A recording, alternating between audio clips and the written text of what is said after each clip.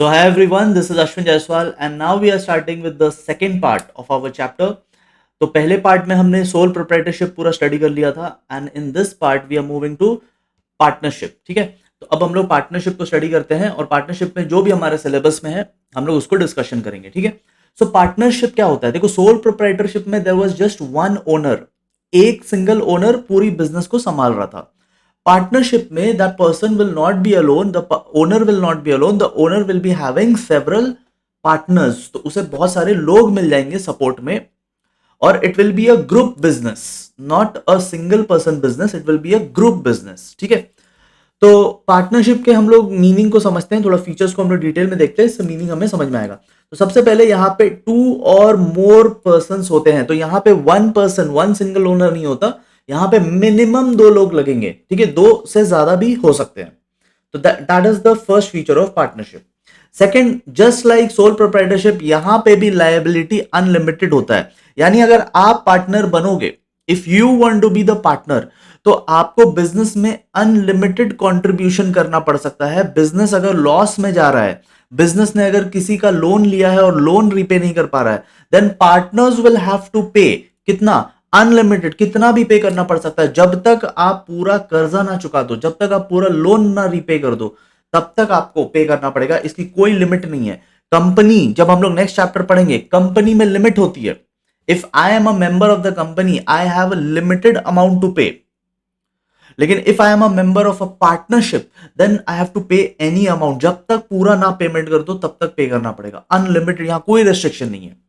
ठीक है, नेक्स्ट होता है यहां पे शेयरिंग होगी प्रॉफिट एंड लॉस की. शेयरिंग सोल प्रोप्राइटरशिप में नहीं होती थी क्योंकि सोल प्रोप्राइटरशिप आप अकेले करते थे. यहां पे शेयरिंग करना पड़ेगा क्योंकि और भी ओनर्स है साथ में. So you will have to share profit also, loss हुआ तो लॉस ऑल्सो. वॉलेंट्री रजिस्ट्रेशन होता है. यहां पे registration of the business is not compulsory, लेकिन रजिस्ट्रेशन करा लेना अच्छा होता है. ठीक है, तो आप गवर्नमेंट को इन्फॉर्म कर दो कि आपने बिजनेस स्टार्ट किया है. नहीं भी इन्फॉर्म करोगे तो भी चलेगा. यहां पे रजिस्ट्रेशन कराना कंपलसरी नहीं है, वॉलेंट्री है. मतलब आपकी मर्जी, कराना है कराओ, नहीं कराना है मत कराओ. आगे हम लोग देखेंगे कि रजिस्ट्रेशन कराने के कुछ फायदे होते हैं. ठीक है, नेक्स्ट, बिजनेस कंटिन्यू चलेगा. सोल प्रोप्राइटरशिप क्या होता था? अगर ओनर को कुछ हो गया तो बिजनेस रुक जाएगा, because sole proprietorship was dependent on one owner. लेकिन यहां पे क्या है? यहां मल्टीपल ओनर है. सपोज 5 जन मिलकर के बिजनेस चला रहे हैं. अगर एक को कुछ हो जाता है तो बाकी 4 लोग तो बिजनेस कंटिन्यू कर सकते हैं. तो यहां कंटिन्यूटी सोल प्रोप्राइटरशिप से ज्यादा है. ठीक है, एंड यहां पे आपको एक एग्रीमेंट करना पड़ता है. जब आप बिजनेस को रजिस्ट्रेशन के लिए जाएंगे ना, जब आप कोर्ट में जाकर के बिजनेस को रजिस्टर कराओगे, तो रजिस्ट्रेशन के टाइम में आपको बोलेगा कि एग्रीमेंट पेपर लेकर आओ कि पार्टनर्स ने आपस में क्या क्या एग्रीमेंट किया है.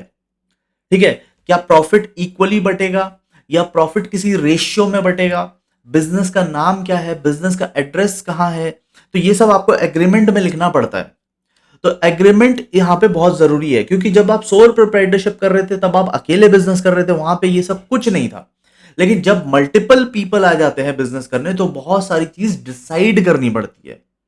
तो वो डिसीजन को हम लोग बोलते हैं एग्रीमेंट. एक एग्रीमेंट पेपर बनेगा यहां पे. ठीक है, आइए मेरिट्स एंड डीमेरिट्स को थोड़ा स्टडी करते हैं. ठीक है, मेरिट्स एंड डीमेरिट्स, ये नोट्स मैंने आपको ऐप में फ्रीली प्रोवाइड कर रखा है. जिनके पास भी मेरा ऐप नहीं है, आप मेरा app Ashwin's commerce world install कर लो और उसके फ्री स्टडी मटेरियल सेक्शन में आपको ये नोट्स मिल जाएगा. मैं आपको बोल रहा हूं पहले इस नोट से पढ़ लेना, क्योंकि आप वीडियो देख रहे हो तो पहले आप इस नोट से पढ़ लेना, उसके बाद अपने स्कूल के बुक से पढ़ना, आपको बहुत ईजी हो जाएगा ये चैप्टर. ठीक है, आइए हम लोग मेरिट्स की तरफ चलते हैं. तो मेरिट्स क्या है? इस बिजनेस का मेरिट ये है कि ये भी बहुत easy to start and easy to dissolve है. ठीक है, बस एग्रीमेंट करने से. अच्छा, एग्रीमेंट भी जो होता है ना, वो ओरल भी हो सकता है. ये मैं आपको बताना भूल गया था, ओरल भी हो सकता है. ओरल, वर्बली बोल के भी स्टार्ट कर सकते हो, जरूरी नहीं कि पेपर ही होना चाहिए. रिटन भी कर सकते हैं, बोल बोल के भी कर सकते हैं. तो it is so easy to start a business. 2 partner चाहिए, दोनों अगर वर्बली बोल के भी स्टार्ट कर सकते हो तो it is so easy. Registration कराना कंपलसरी नहीं है. मतलब 2 लोगों ने आपस में डिस्कशन कर लिया तो बिजनेस शुरू हो सकता है, एंड 2 लोगों ने आपस में डिसाइड कर लिया तो बिजनेस डिसॉल्व, बंद भी हो सकता है.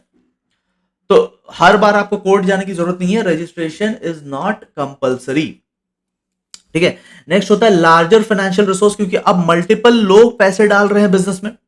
सोल प्रोप्राइटरशिप में क्या था? अकेला बंदा पैसा डाल रहा था. तो वहां पे हमने पढ़ा था लिमिटेड कैपिटल, लेकिन यहां पे हमने पढ़ रहे हैं larger capital, larger funds, larger resources, क्योंकि बहुत सारे लोग कंट्रीब्यूट कर रहे हैं, तो एक जन से तो ज्यादा ही कंट्रीब्यूट कर लेंगे। नेक्स्ट आता है हायर इनोवेशन, क्योंकि हर कोई अलग अलग टैलेंट वाला है, कि कोई हो सकता है कॉमर्स में स्ट्रांग है, अकाउंटिंग स्ट्रांग है, कोई हो सकता है साइंटिफिक बैकग्राउंड से आ रहा है, ठीक है, कोई हो सकता है बिजनेस बैकग्राउंड से आ रहा है, कोई हो सकता है लॉ की पढ़ाई करके आ रहा है, लीगल बैकग्राउंड से आ रहा है। So everybody will bring in their contribution, तो यहां पे इनोवेट करना ईजी हो जाता है। सोल प्रोप्राइटरशिप में एक बंदा था, एक बंदा मल्टीपल चीजों में टैलेंटेड नहीं हो सकता, बट मल्टीपल बंदे एक एक चीज में टैलेंटेड हो सकते हैं, तो यहां पे इनोवेशन लाना इजी है। रिडक्शन इन वर्कलोड, क्योंकि यहां पे हम लोग काम बांट लेते हैं, पूरा लोड एक जन के ऊपर नहीं आता है, जो काम का लोड है, जिसे हम काम का बोझ बोलते हैं, वो मल्टीपल लोग आपस में डिस्ट्रीब्यूट कर सकते हैं। एंड बेटर डिसीजन मेकिंग, क्योंकि जिसको जो आता है वो उस चीज को देख लेगा, जो जिसने लॉ पढ़ा है वो लीगल मैटर को देख लेगा, जिसने अकाउंट्स पढ़ा है वो अकाउंटिंग मैटर को देख लेगा, जिसने फाइनेंस की पढ़ाई की वो फाइनेंशियल मैटर को देख लेगा, जो थोड़ा साइंटिफिक बैकग्राउंड वाला है वो ऑपरेशंस देख लेगा। तो हर कोई अपने अपने हिसाब से चीजों को देख लेगा। अब आते हैं हम लोग डीमेरिट पे, ठीक है, लेट्स स्टडी डीमेरिट्स। डीमेरिट्स क्या हो सकता है, देखो यहां पे कॉन्फ्लिक्ट हो सकता है, ठीक है, ज्यादा लोग होंगे तो ज्यादा डिस्कशंस होगा, ज्यादा डिबेट होगा, ज्यादा कॉन्फ्लिक्ट हो सकता है। सोल प्रोप्राइटरशिप में no conflict because you are alone, लेकिन यहां पे अलग अलग लोग हैं तो यहां पे डिस्प्यूट आएगा, ठीक है, तो ये एक प्रॉब्लम आएगा यहां पे। अनसर्टेन ऑफ एग्जिस्टेंस, देखो ऐसा हो सकता है कि डेथ हो जाए, डेथ हो जाएगी तो फर्म एंड हो जाएगा। देखो एक चीज मैं आपको समझा देता हूं, wait, see, suppose there are three partners, A plus B plus C, ठीक है, तो इन तीन पार्टनर के जो बिजनेस होती है ना, जो बिजनेस होता है उस बिजनेस को हम लोग बोलते हैं फर्म। पार्टनरशिप फर्म, आपने नाम सुना होगा पार्टनरशिप फर्म। तो फर्म मतलब क्या, फर्म मतलब collection of all partners, together all of them will be called firm, ठीक है। इंडिविजुअली क्या बोलेंगे, इंडिविजुअली इनको पार्टनर बोलेंगे, partner A, partner B, partner C, individually partner बोलेंगे। बट टुगेदर क्या बोलेंगे, टुगेदर हम लोग पार्टनरशिप बोलेंगे, टुगेदर हम लोग पार्टनरशिप बोलेंगे। अब इसमें से अगर किसी की डेथ हो जाती है, मान लो ए की डेथ हो गई, ए की डेथ हो गई, डेथ हो गई, या फिर यहां पे और भी चीज है, इंसॉल्वेंसी हो गई, मतलब उसके पास पैसे खत्म हो गए, ठीक है, रिटायरमेंट हो गया, चला गया ऐसी, ठीक है, कोई भी कारण से ए की एग्जिट हो जाती है, ठीक है, इसको रेड कर देते हैं, रेड मतलब गॉन, ठीक है, गायब भी हो गया। ये देखो ए इज गॉन नाउ, ए चला गया, पार्टनर ए चला गया। तो देखो ये जो पार्टनरशिप फर्म थी, फर्म मैंने क्या बोला, फर्म किसको बोलते हैं, फर्म होता है collection of all partners, together all three will be referred as partnership firm. तो फर्म मतलब क्या हुआ, फर्म तीनों को जोड़ करके बोल रहे थे। अब एक जन चला गया, एक जन चला गया ना, तो ये फर्म ओवर हो गया। अब अगर B and C business carry on करना चाहते हैं, बी एंड सी अगर बिजनेस कैरी ऑन करना चाहते हैं, तो इनको एक न्यू फर्म बना के कैरी ऑन करना पड़ेगा। वो जो तीन पार्टनर वाला फर्म था that has ended. If these two wants to carry on, they will have to carry on as a new firm, उसी लोकेशन पे, उसी छत के नीचे, बट एक नए एग्रीमेंट के साथ। तो वो जो पुराना एग्रीमेंट था that ends with the death of a partner, with the retirement of a partner, with insolvency, या वट एवर रीजन, जिस रीजन के लिए भी जाए, रीजन इंपॉर्टेंट नहीं है, चला गया ना वो इंपॉर्टेंट है, चला गया वो फर्म एंड हो गया, नया फर्म के साथ अब कैरी ऑन करो अगर करना है बाकी लोगों को। तो business can carry on but partnership has ended, ये वाला एंड हो गया, ये वाला स्टार्ट होगा। वो पार्टनरशिप एंड हो गया, तीन जन वाला पार्टनरशिप एंड हो गया, दो जन वाला स्टार्ट होगा। तो यहां पे जो बोल रहा है ना अनसर्टेन एग्जिस्टेंस, तो ये पार्टनरशिप के बारे बोल रहा है, उस रिलेशन के बारे बोल रहा है जो तीन जन के बीच में था, दैट हैज एंडेड, ठीक है। आई होप आपको समझ में आया है, ठीक है। अच्छा नेक्स्ट पॉइंट पे चलते हैं। देखो अनलिमिटेड लायबिलिटी मैंने पहले ही आपको समझा दिया कि आपको तब तक पैसे देने होंगे जब तक दूसरों का उधार क्लियर नहीं हो जाता, तो that's a problem over here. Then delay in decision, क्योंकि मल्टीपल लोग डिसीजन मेकिंग में इन्वॉल्व है, तो ऐसा नहीं है कि मैं खुद डिसीजन ले लूं, मुझे दूसरों से भी कंसल्ट करना पड़ेगा, और कंसल्टेशन में टाइम लगता है, डिस्प्यूट भी हो सकता है बीच में, तो इसमें बहुत टाइम लग जाता है। नेक्स्ट है restriction of transfer in interest. देखो सोल प्रोप्राइटरशिप में क्या था, सोल प्रोप्राइटरशिप में suppose tomorrow I don't want to carry on my business, मुझे अब बिजनेस में मन नहीं लग रहा, तो मैंने क्या किया, मैंने अपने दोस्त को बोल दिया कि यार तू करेगा क्या ये बिजनेस, तू ले ले मेरे से ये बिजनेस की सारे एसेट्स ले ले, तू मेरा पूरा गोडाउन ले ले, ठीक है, मुझे पैसे दे दे एंड तू बिजनेस कैरी ऑन कर। तो मैंने क्या किया, अपने फ्रेंड को बिजनेस ट्रांसफर कर दिया था, क्योंकि मुझे मन नहीं लग रहा था, या मुझे शहर छोड़ के जाना है, मुझे दूसरी जगह जाना है, अभी मेरा यहाँ कोई काम नहीं, तो मैंने अपने फ्रेंड को बिजनेस कैरी ऑन करने के लिए दे दिया सोल प्रोप्राइटरशिप में। बट पार्टनरशिप में जहां 5 और लोग भी मेरे साथ है, tomorrow I don't want to carry on, मुझे लगता है यार किसी बड़े शहर में जाते हैं, सेटल हो जाएंगे, यहाँ छोड़ो, ये सब बिजनेस छोड़ो, तो मैं क्या अपने बिजनेस अपना दोस्त को ट्रांसफर करके जा सकता हूं? नो, क्योंकि ये मेरा अकेले का बिजनेस नहीं, यहां 4 और लोग हैं। तो before I sell my part to my friend, I have to take permission of the other 4, and if they don't give me permission I cannot just sell it to somebody else। तो यहां ये एक problem आ जाता है। And 6 point बहुत अच्छा है, देखो risk of implied authority. Implied मतलब क्या, अंडरस्टूड, इंप्लाइड मतलब अंडरस्टूड, इंप्लाइड का मतलब होता है अंडरस्टूड। देखो क्या होता है, सपोज आप और आपका दोस्त बिजनेस कर रहे हैं, आप और आपका फ्रेंड बिजनेस कर रहे हैं, और आपका फ्रेंड गया कहीं डील करने, देखो वो भी पार्टनर है, जैसे आप मालिक हो बिजनेस के, वो भी मालिक है बिजनेस का, जैसे आप ओनर हो वो भी ओनर है, तो वो कहीं जाके डील करके आ जाता है। अब वो डील अच्छी डील नहीं भी हो सकती है, तो हो सकता है कि उसके खराब डीलिंग का रिस्क आप पे भी आ जाए। There is risk of implied authority, मतलब अथॉरिटी उसके पास भी है, अंडरस्टूड है कि वो पार्टनर है, वो ओनर है, तो उसके पास अथॉरिटी है, इट इज अंडरस्टूड, लेकिन उसकी बैड डीलिंग्स सबको लेके डूब सकती है। जितने पार्टनर है, एक पार्टनर ने खराब डीलिंग किया ना, तो सारे डूब जाएंगे, ये नाव सबका डूबेगा। ऐसा नहीं है कि उसने खराब डील किया तो वो झेलेगा, ऐसा नहीं है, it's a group business, it's a team business. एक जन ने भी खराब डीलिंग किया तो पूरी टीम को प्रॉब्लम हो जाती है, पूरे ग्रुप को प्रॉब्लम हो जाएगी, क्योंकि यहां ऐसा नहीं होता कि सेपरेट सेपरेट नहीं है, it's a team. 1 person performs badly, entire team suffers, तो ये भी एक प्रॉब्लम आ जाती है। ठीक है, आइए नेक्स्ट पार्ट पे चलते हैं। आई होप आपको समझ में आ रहा है। ठीक है, देखो अब आता है रजिस्ट्रेशन। रजिस्ट्रेशन कराना क्या कंपलसरी है? नॉट कंपलसरी, रजिस्ट्रेशन कराना नॉट कंपलसरी। कानून कौन सा है? 1932 का लॉ लगता है। ठीक है, पार्टनरशिप एक्ट 1932 में बना था। ठीक है, ये ओरिजिनल एक्ट है, तो ब्रिटिशर्स के टाइम का एक्ट है। ओके, रजिस्ट्रेशन कराना कंपलसरी तो नहीं है, लेकिन रजिस्ट्रेशन करा लेना अच्छा है। ठीक है, रजिस्ट्रेशन करा लोगे तो प्रूफ रहेगा, आपके बिजनेस का एक लीगल एग्जिस्टेंस रहेगा, but it is not compulsory. अच्छा अच्छा, अब आप जब बिजनेस करोगे, रजिस्ट्रेशन कराओगे, तो रजिस्ट्रेशन के टाइम में कुछ इंफॉर्मेशंस लगेंगे। जब आप कोर्ट में जाओगे, कोर्ट में या रजिस्ट्रार ऑफिस बोलते हैं उसको, जहां पे आप रजिस्ट्रेशन कराओगे उसको बोलते हैं रजिस्ट्रार, रजिस्ट्रार ऑफिस। और जो पर्सन रहेगा ना वहां पे इंचार्ज, इस ऑफिस में जाओगे तो किसी के पास तो जाओगे, तो जो पर्सन बैठा रहेगा ना वहां पे, ये पर्सन, इसको बोलेंगे रजिस्ट्रार। ये पर्सन रजिस्ट्रार है और इसका ऑफिस रजिस्ट्रार ऑफिस बोला जाता है। ठीक है, तो रजिस्ट्रार किसका? फर्म का, पार्टनरशिप फर्म का। तो इसके ऑफिस में आप जाओगे, इस रजिस्ट्रार भाई साहब से आप मिलोगे, तो मिलोगे और आप बोलोगे कि हमें रजिस्ट्रेशन कराना है, तो बोलेगा अच्छा ठीक है, डॉक्यूमेंट्स लाओ, एक ऐसा डॉक्यूमेंट लाओ जिसमें, मतलब एक फॉर्म देगा, ये आपको एक फॉर्म देगा, और ये फॉर्म फिलअप करना पड़ेगा आपको।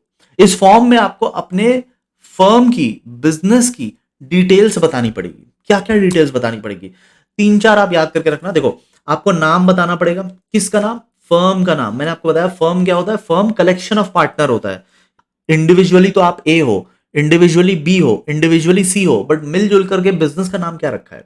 ठीक है, अच्छा, name and address of all partners, कहां कहां रहते हो, अपना आधार कार्ड डिटेल्स वगैरह ये सब देना पड़ेगा। ठीक है, प्लेस ऑफ बिजनेस, बिजनेस कहां पे करोगे, तो ये सब डिटेल आपको देना पड़ेगा।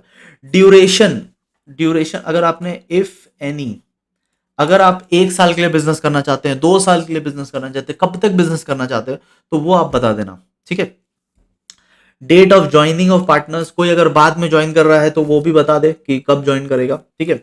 और डेट ऑफ कमेंसमेंट, कब से आप शुरू करना चाहते हो बिजनेस, स्टार्ट, कमेंसमेंट, तो ये सब आप डिटेल्स बता देना, ठीक है। जब आप ये सब डिटेल्स एक फॉर्म में सबमिट करोगे तो फिर आपका agreement process, sorry, registration process आगे बढ़ेगा, ठीक है। अब एक टॉपिक आता है पार्टनरशिप डीड। पार्टनरशिप डीड क्या होता है? पार्टनरशिप डीड एक एग्रीमेंट होता है, ठीक है। This is what, this is an agreement. देखो लिखा होगा, it is a partnership agreement. ये एक शीट होती है जो आप लोग बनाओगे, ये एक डीड है जो आप लोग बनाओगे, पार्टनर्स लोग बनाएंगे। जैसे अगर पार्टनर ए, बी एंड सी तीनों मिलकर बिजनेस करना चाहते हैं तो ये तीनों मिलकर के बनाएंगे पार्टनरशिप डीड। इसमें ये लोग अपना आपस का एग्रीमेंट लिखेंगे, ये लोग आपस में क्या क्या एग्री कर रहे हैं, किस किस बात, मतलब इनका टर्म्स एंड कंडीशन, इनके आपस की डिस्कशंस इसमें लिखी रहेगी। जब आप रजिस्ट्रेशन कराने जाओगे ना तो आपको ये भी सबमिट करना पड़ेगा। तो आपको एक तो फॉर्म सबमिट करना पड़ेगा। Number 1, you will have to submit the form, जो फॉर्म आपको रजिस्ट्रार ऑफिस से मिलेगा, तो वो फॉर्म आप सबमिट करोगे। एंड सेकंड, आप लोग अपना भी आपस का एग्रीमेंट सबमिट करके आओगे, ठीक है। तो आपको डीड भी सबमिट करनी है। अच्छा, डीड में क्या लिखी रहती है? वही सब बात जो फॉर्म में लिखी हुई थी, वही सब बात आप पढ़ोगे यहां पे, वही सब लिखा रहेगा, ठीक है। नेम ऑफ द फर्म क्या है, पार्टनर का डिटेल, पार्टनर कहां कहां पे, आप कब कमेंस करोगे, ठीक है। ड्यूरेशन ऑफ पार्टनरशिप, कैपिटल कौन कौन कितना लाएगा, ए पे कितना पैसा लाएगा, बी कितना पैसा लाएगा, सी कितना पैसा लाएगा, तो ये सब लिखा रहता है। ये सब ये लोग आपस में एग्री करेंगे। Profit sharing ratio, equally profit बटेगा या ए 50% लेके जाएगा, बी 25, सी 25, कितना कितना पैसा कौन कौन लेके जाएगा। तो बिजनेस की बेसिक डिटेल्स यहां पे रहती है, ये आपके आपस के टर्म्स एंड कंडीशन है। और ये लिस्ट ऐसा नहीं है कि यहां पे खत्म हो जाता है, ऐसा नहीं है। आप चाहो तो और भी चीजें लिख सकते हो। This is totally dependent on you. ये सब क्या है? ये सब तो एग्जाम्पल्स है कि आप क्या क्या लिख सकते हैं। These are examples. आपको और लिखना है और लिखो। This totally depends on the partners. ये बुकिश नॉलेज में मत रह जाना कि बुक में इतना लिखा है तो इतना ही होता है, नहीं, ये एग्जाम्पल्स है। कोई भी पार्टनरशिप जब शुरू होगी तो पार्टनर्स अपना आपस में ये सब लिखते हैं, बट इसका मतलब ये नहीं कि इतना ही लिखते हैं। इससे ज्यादा भी लिख सकते हैं, इससे कम भी लिख सकते हैं। This totally depends on the partners. तो पार्टनरशिप डीड समझ में आ गई। Partnership deed is an agreement between the partners. इसमें वो बिजनेस में क्या क्या करेंगे वो सब लिखते हैं, किसका क्या रोल रहेगा, किसका क्या रिस्पॉन्सिबिलिटी, कौन कितना पैसा लाएगा, कौन कितना पैसा लेके जाएगा, ठीक है। लोन मिलेगा कि नहीं बिजनेस से पार्टनर को, तो वो सब लिखा रहता है। कैसे बिजनेस करेंगे, कहां बिजनेस करेंगे, कितने बजे से ऑफिस स्टार्ट होगी, वो सब लिखा रहता है, ठीक है। आइए रजिस्ट्रेशन की प्रोसेस को देखते हैं। तो रजिस्ट्रेशन का प्रोसेस में एक तो आप फॉर्म सबमिट करके आओगे। सेकंड, आपको क्या क्या रजिस्ट्रेशन के प्रोसेस में लगेगा, डीड लगेगा। अभी मैंने आपको समझाया डीड क्या होता है, ठीक है। डीड को एग्जीक्यूट करना होगा। एग्जीक्यूट का मतलब है कोर्ट में जाके स्टैंप लगवाना पड़ेगा। आप लोग आपस में बात कर लिए, ठीक है, डीड बन गई, लेकिन इसका कोई लीगल प्रूफ थोड़ी ना है कि आप लोग आपस में क्या क्या डिसाइड किए हो। इसको कोर्ट में ले जाओ, कोर्ट में ले जाके थप्पा लगवाओ, स्टैंप लगवाओ, ठीक है। इसके आपको डिपेंड करता है, अलग अलग कोर्ट में 250 से लेके 500 तक के चार्जेस लग सकते हैं। स्टैंपिंग हो गया, एक बार स्टैंपिंग हो गया मतलब कोर्ट ने उसको लीगल बना दिया। अभी तक वो लीगल नहीं था, वो आपका पर्सनल डॉक्यूमेंट था। अब स्टैंप लगने के बाद अब वो लीगल वैलिडिटी हो गई, अब वो लीगल डॉक्यूमेंट हो गया, ठीक है। अब कोई रूल तोड़ा तो केस हो सकता है उसके ऊपर, क्योंकि अब मैटर कोर्ट तक चला गया है। तो यहां पे क्या था, यहां पे पहले वो एग्रीमेंट था, अब वो सीरियस एग्रीमेंट हो गया, अब वो लीगल एग्रीमेंट हो गया, ठीक है। फिर आप अपना नाम चूज कर लेना, ठीक है। आप बिजनेस का यूनिक सा नाम चूज कर लेना। Apply for pan and tan, ये सब टैक्स डॉक्यूमेंट होते, टैक्स पेमेंट करने के लिए ये सब लगता है, ठीक है। तो जब आप बिजनेस करोगे, पैसे कमाओगे, तो पैसे फिर कुछ सरकार को कंट्रीब्यूशन दोगे, तो ये आपकी टैक्स की आइडेंटिटी हो जाएगी, ठीक है। These are required for tax purpose. तो जब बिजनेस करोगे तो टैक्स देना पड़ेगा, तो ये टैक्स के लिए ये सब का रिक्वायरमेंट लगता है, ठीक है। उसके बाद जब ये सब हो जाए आपके पास, आप रजिस्ट्रार ऑफिस में जाओ और रजिस्ट्रार ऑफिस में अप्लाई करो। कैसे अप्लाई करोगे?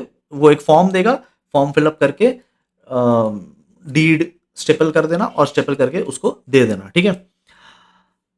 जो जो बाकी डॉक्यूमेंट लगेगा, जैसे यहाँ लिख रहा है प्रूफ ऑफ एड्रेस मतलब आधार कार्ड, तो ये सब जो बाकी डॉक्यूमेंट लगेगा इन सब का जेरोक्स करके आप साथ में सबमिट कर देना। फिर वो जो रजिस्ट्रार है, ये जो रजिस्ट्रार भाई साहब है, ये जो रजिस्ट्रार है, आपने सब सबमिट कर दिया, फॉर्म सबमिट कर दिया, डीड सबमिट कर दिया, जो जो उसने मांगा सब सबमिट कर दिया।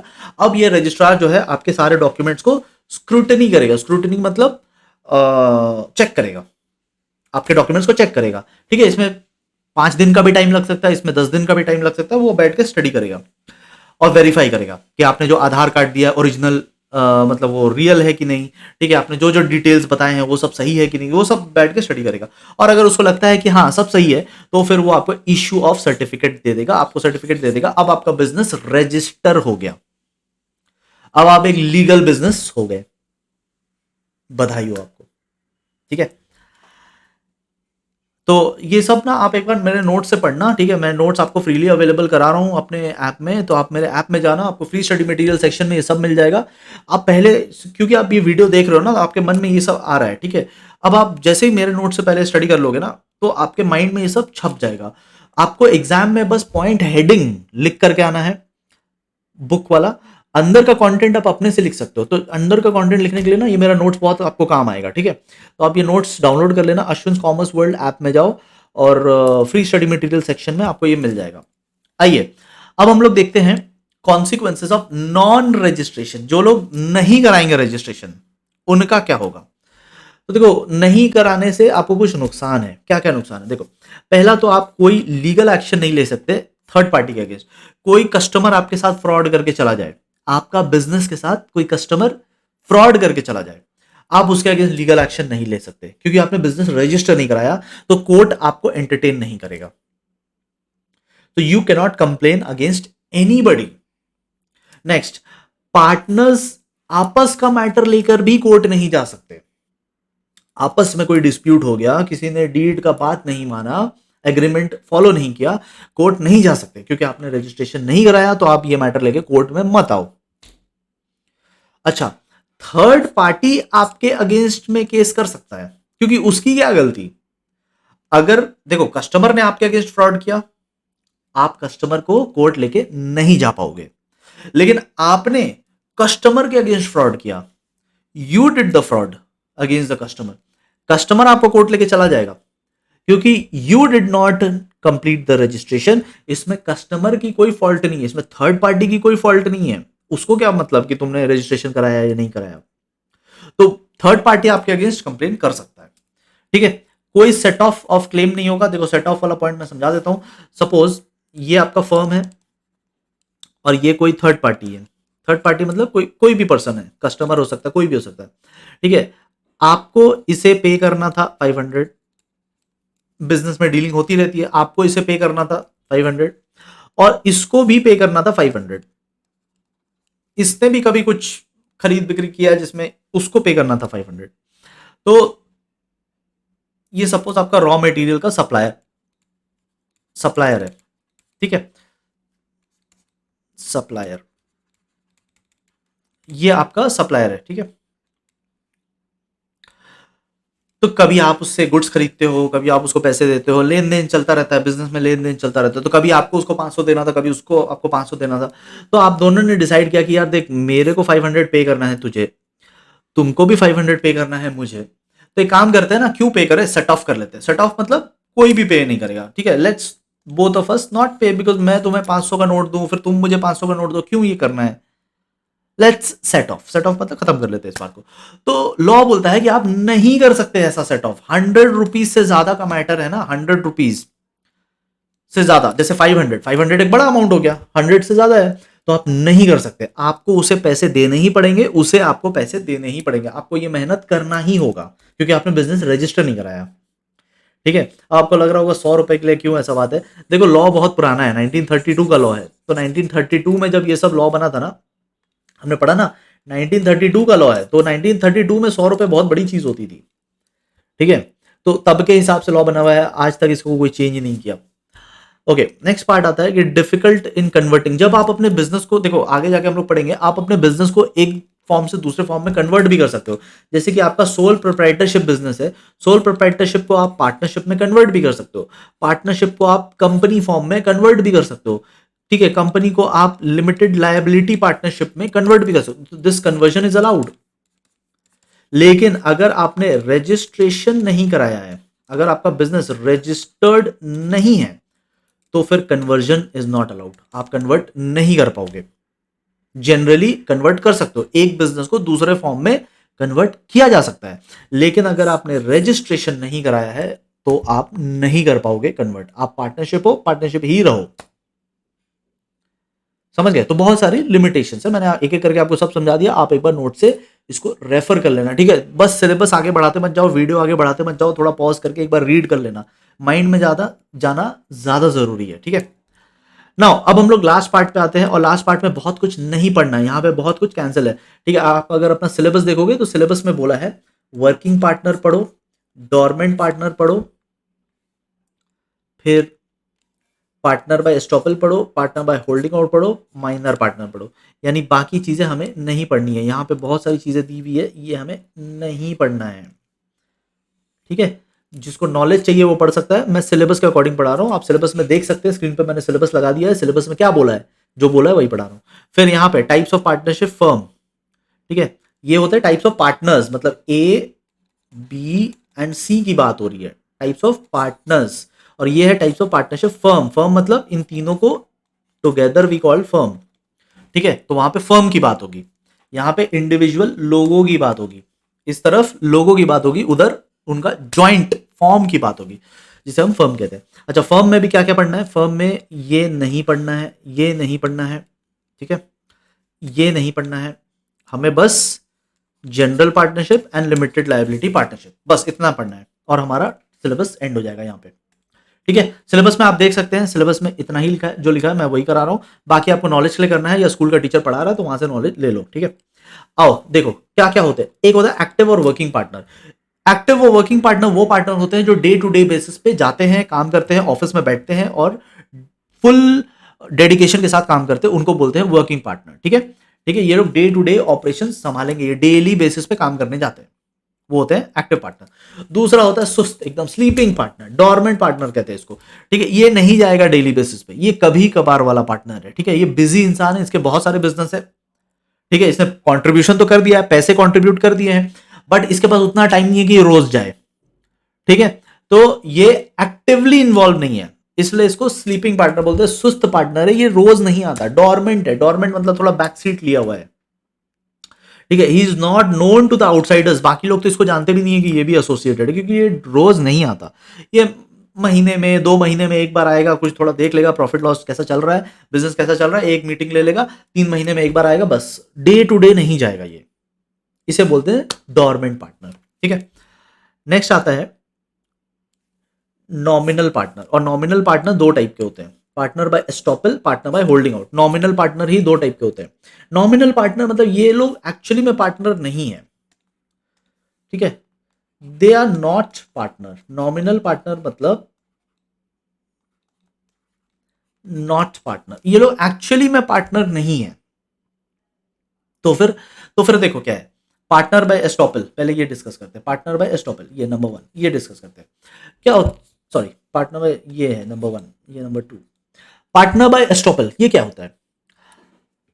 कुछ लोग होते हैं जो पार्टनर तो नहीं है, ठीक है, पार्टनर नहीं है, बट अपने बिहेवियर से, अपने बातों से ऐसा दिखाते हैं जैसे कि वो पार्टनर है, एक्चुअली में नहीं है, डीड में उनका नाम नहीं लिखा है, रजिस्ट्रेशन में उनका नाम नहीं रजिस्टर्ड है, बट वो अपने एक्शन से, अपने बिहेवियर से, अपने वर्ड से, वर्ड, एक्शन, कंडक्ट ऐसा दिखाते हैं जैसे कि वो पार्टनर है।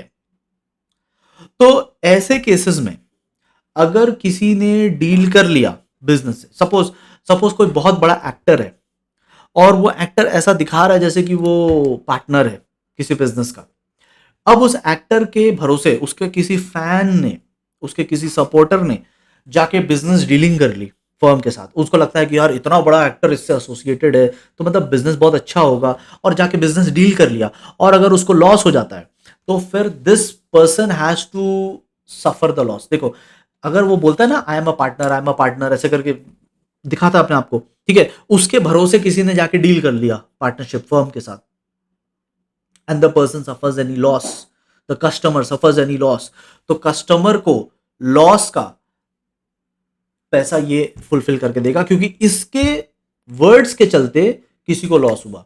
तो आपके बिहेवियर के चलते, आपके बातों में आकर अगर किसी और को नुकसान हो जाता है, किसी को लगता है कि हाँ आपकी जान पहचान होगी, लेकिन एक्चुअली में नहीं है, बट आपके बिहेवियर से आपने ऐसा दिखाया कि आपकी जान पहचान है, और फिर किसी को लॉस हो गया, then you will have to repay.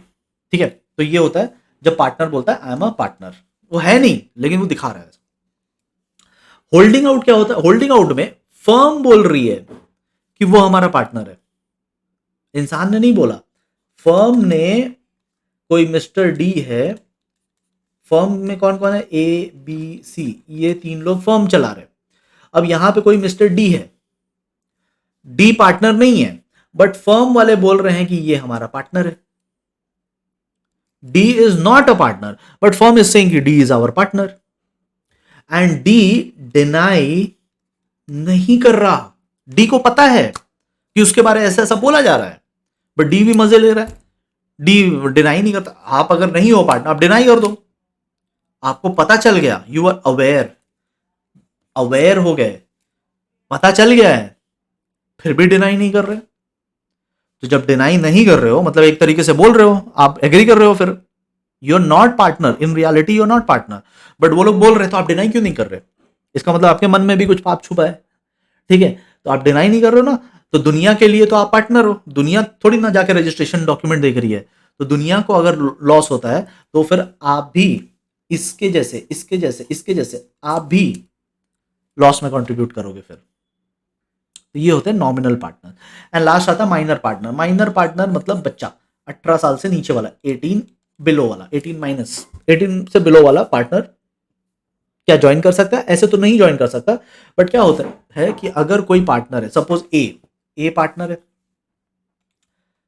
A is a partner, कहां गया ये, ए इज अ पार्टनर, और ए की डेथ हो जाती है, ए की डेथ हो जाती है, तो क्या होता है कि अब ए का फैमिली है, फैमिली की थोड़ी ना डेथ हुई, सिर्फ ए की डेथ हुई, तो अब ए तो चला गया, अब उसकी फैमिली को कौन देखेगा? तो जस्ट फॉर दैट रीजन ए के बच्चे को फर्म में एज अ माइनर पार्टनर ले लिया जाता है। ये कोई डिसीजन नहीं लेगा, क्योंकि ये तो बच्चा है। ये क्या करेगा? ये सिर्फ प्रॉफिट शेयर करेगा कि ठीक है, ए का इतना बड़ा कंट्रीब्यूशन था बिजनेस में, अभी ए चला गया, तो उसके फैमिली को कौन देखेगा, उसके बच्चे को कौन देखेगा? तो ठीक है, उस बच्चे को ले लेते हैं, उसको हम लोग थोड़ा सा प्रॉफिट दे देंगे, लॉस होगा तो लॉस नहीं लेंगे, बच्चे से क्या लॉस लेना है। ठीक है, तो उससे लॉस नहीं लेंगे, उससे उसको हम लोग प्रॉफिट देंगे। और जब 18 ईयर्स हो जाएगा, उसका 18 प्लस जब हो जाएगा जिस दिन, तो उससे हम, अब तो बड़ा हो गया, 18 साल हो गया, अब उसका दिमाग आ गया। ठीक है, पहले 4 साल 5 साल का छोटा बच्चा था, अभी बड़ा हो गया, 18 साल का हो गया। तो जब 18 ईयर्स का हो जाएगा, तो जब उसको दिमाग आ जाएगा, तब हम लोग उससे पूछेंगे कि क्या तुम बिजनेस कंटिन्यू करना चाहते हो या तुम जाना चाहते हो। ठीक है, उससे पूछ लेंगे, अगर उसकी इच्छा होगी तो वो कंटिन्यू कर सकता है। तब फिर जब 18 साल का हो जाएगा, तो फिर वो लॉस भी शेयर करेगा, क्योंकि अब बड़ा हो गया है, अब समझदार हो गया है। ठीक है, अब अपनी मर्जी से बिजनेस में है, तो जब मर्जी से बिजनेस में आ जाएगा, तो फिर वो प्रॉफिट भी लेगा, लॉस भी लेगा। और अगर वो जाना चाहता है, 18 ईयर्स का हो गया, अगर उसको लगता है कि अब वो अपनी जिंदगी खुल के जी सकता है, तो फिर जाओ। तो only for that reason minor एक पार्टनर होता है। ठीक है, अब आते हैं ए बी एंड सी की बहुत बात हो गई, अब पूरे फर्म की बात करते हैं। तो फर्म में 2 टाइप का फर्म हमें पढ़ना है, एक है जनरल पार्टनरशिप फर्म और एक है लिमिटेड लायबिलिटी पार्टनरशिप फर्म। ठीक है, जनरल आप खुद से रीड कर लेना, क्यों? क्योंकि अब तक हमने जो चैप्टर पढ़ा वो जनरल का ही पढ़ा था। तो जनरल के जितने भी हमने features, merits, demerits, registration process जो पढ़े, सब जनरल के ही पढ़ रहे थे। ठीक है, तो अब तक हमने पूरा चैप्टर जनरल के हिसाब से पढ़ा, तो ये एक बार आप रीड कर लीजिएगा। हाँ, जो हमने नहीं पढ़ा वो है लिमिटेड लायबिलिटी पार्टनरशिप। तो सरकार ने 2008 में एक कानून बनाया, एक तो 1932 वाला था, 2008 में गवर्नमेंट ने एक नया रूल बनाया, एक नए टाइप का पार्टनरशिप बनाया, जो कि लिमिटेड लायबिलिटी पार्टनरशिप रहेगा। जनरली पार्टनरशिप क्या होता है? अनलिमिटेड लायबिलिटी, लेकिन ये एक लिमिटेड लायबिलिटी पार्टनरशिप रहेगा। ठीक है, जिसमें मिनिमम 2 लोग रहेंगे, कहीं तो लिखा होगा, यस, एटलीस्ट 2 पार्टनर्स रहेंगे, मैक्सिमम कितने भी रह सकते हैं। ठीक है, मैक्सिमम नो लिमिट, मैक्सिमम कितने भी रह सकते हैं। इसकी सबसे खास बात क्या है इस पार्टनरशिप में और पुराने वाले पार्टनरशिप में? सबसे मेन डिफरेंस क्या है? सबसे मेन डिफरेंस ये है कि ये सेपरेट लीगल एंटिटी है। मतलब अगर इसमें ए, बी एंड सी है, तीनों मिलकर के फर्म कहलाएंगे। ये फर्म होगी LLP, limited liability partnership firm. इसमें सबसे खास बात यह है कि ये लोग सेपरेट लीगल आइडेंटिटी है, मतलब फर्म यहां पे सेपरेट मानी जाएगी, पार्टनर्स यहां पे सेपरेट माने जाएंगे। ठीक है, partners will B separate and firm will be separate. अगर फर्म ने लोन लिया है और फर्म लोन रीपे नहीं कर पाती तो partners will be protected, partners को कुछ नहीं करना पड़ेगा, partners will be protected, firm will have to repay, firm will have to repay. यहां पे एक बीच में दीवार आ गई, इस दीवार को हम लोग बोलते हैं separate legal existence, separate legal identity. पुराने वाले पार्टनरशिप में ऐसा कोई बीच में दीवार नहीं था। पुराने वाले पार्टनरशिप में ए बी सी मिलकर के फर्म बनते थे और यहां पे कोई दीवार नहीं थी। यहां पे अगर आप लोन लेते, अगर फर्म लोन लेती और लोन रीपे नहीं कर पाती तो फर्म का बर्डन पार्टनर्स पे आ जाता और पार्टनर्स को तब तक लोन रीपे करना पड़ता जब तक पूरा ना हो जाए। यहां पे लायबिलिटी अनलिमिटेड थी पुराने केस में, बट नए केस में बीच में एक बहुत स्ट्रांग दीवार आ गई है। इस दीवार को हम लोग बोलते हैं separate legal identity, separate legal existence, separate legal entity. आप अलग हो गए, ठीक है, बने उन्हीं से हो, बट लॉ के नजर में, कानून कौन सा कानून? ये 2008 वाला कानून, 2008 वाले कानून के नजर में आप अलग, पार्टनर्स अलग। समझ में आई? ये सबसे बड़ा डिफरेंस है। ठीक है, तो यहां पे जो लायबिलिटी रहेगी वो लायबिलिटी लिमिटेड रहेगी, नाम में ही है लिमिटेड लायबिलिटी। ये सबसे बड़ा डिफरेंस है। कोई भी आप 2-3 पॉइंट यहां पे देख सकते हो। ठीक है, सो विद दिस मुझे लगता है मैंने आपको बहुत डिटेल में जाके बहुत अच्छे से इस पूरे चैप्टर को समझा दिया है। ठीक है, आपको कैसा लगा आप अपना थोड़ा कमेंट में भी बताना, कुछ डाउट है तो बताना। ठीक है, जो एक्स्ट्रा है बुक में, जो एक्स्ट्रा चीज थी वो मैंने दे दिया आपको पढ़ने के लिए। वैसे वो सिलेबस में नहीं है, सिलेबस मैंने आपको शो किया, स्क्रीन पे शो किया है। ठीक है, तो आप देख सकते हो सिलेबस में जो जो था वो मैंने आपको समझा दिया।